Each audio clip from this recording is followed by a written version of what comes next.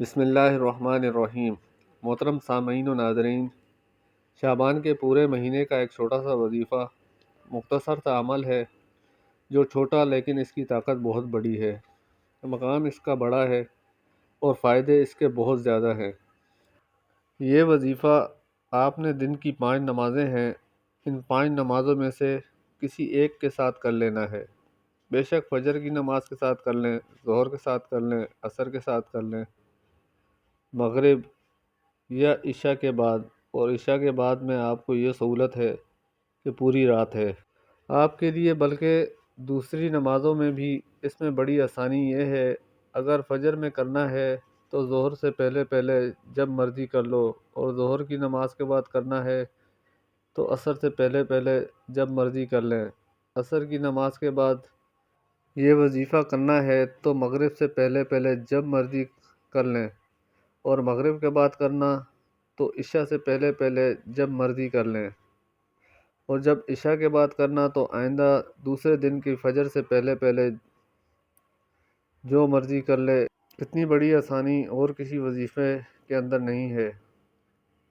آپ نے کرنا یہ ہے، جس نماز کے بعد بھی یہ وظیفہ کریں، صرف ایک دفعہ اس کے بعد آپ درود پڑھیں، کوئی بھی درود پڑھیں، بے شک صلی اللہ علیہ وسلم پڑھیں، یہ بھی کامل درود ہے، آپ کی مرضی ہے۔ درود ابراہیمی پڑھ لیں، آپ کی مرضی ہے، کوئی اور پڑھ لیں، صلی اللہ علی النبی وعلی آلہ وصحبہ وسلم، یہ پڑھ لیں۔ جو دل آپ کا چاہتا ہے وہ درود پاک آپ ایک دفعہ پڑھیں، اور اس کے بعد 100 مرتبہ پڑھنا ہے، یا ربنا یا ربنا یا ربنا۔ اس کی پوری ایک تسبیح کرنی ہے۔ آخر میں پھر ایک دفعہ درود پڑھ لیں۔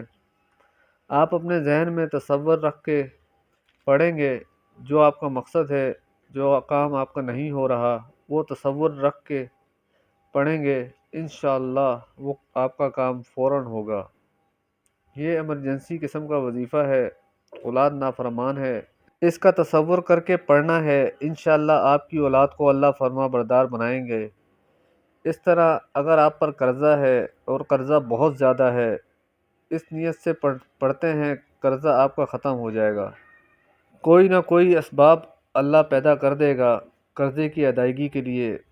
اس طرح کوئی اور کام نہیں ہو رہا، وہ پھنسا ہوا ہے، ایسے معاملے میں اٹکا ہوا ہے جو بہت مشکل ہے، تو وہ کام آپ کا بڑی آسانی سے ہو جائے گا۔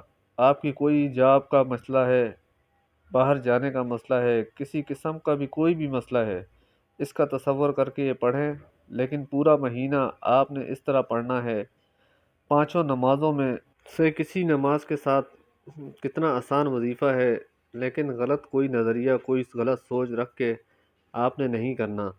اگر آپ کو غلط چیز کے لیے دعا کریں گے تو اس کا نقصان بجائے فائدے کے بہت زیادہ نقصان ہوگا، جو آپ کی سوچ اور تصور سے بھی بہت زیادہ ہوگا۔ یہ نہ سمجھیں کہ بہت چھوٹا سا ہے، یہ بہت اونچا۔ جس وقت بندہ یا ربنا کہتا ہے، یہ آواز اس کے دل سے نکلتی ہے، جو بات دل سے نکلتی ہے وہ اثر رکھتی ہے۔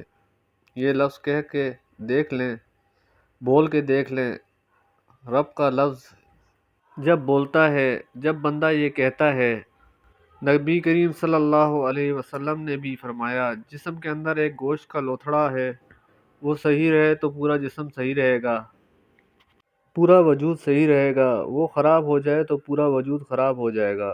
3 مرتبہ آپ نے فرمایا، وہ دل ہے، وہ دل ہے، وہ دل ہے۔ تو یہ بڑا طاقتور وظیفہ ہے۔ اللہ رب العزت عمل کرنے کی توفیق عطا فرمائے۔ ہماری ویڈیو آپ کو پسند آئے، اسے لائک کریں، شیئر کریں، ہمارے چینل کو سبسکرائب کریں، اور ساتھ والے بیل آئیکن بٹن کو دبائیں تاکہ ہماری آنے والی ویڈیو کی اپڈیٹ آپ تک بآسانی پہنچتی رہے۔ جزاک اللہ خیرہ۔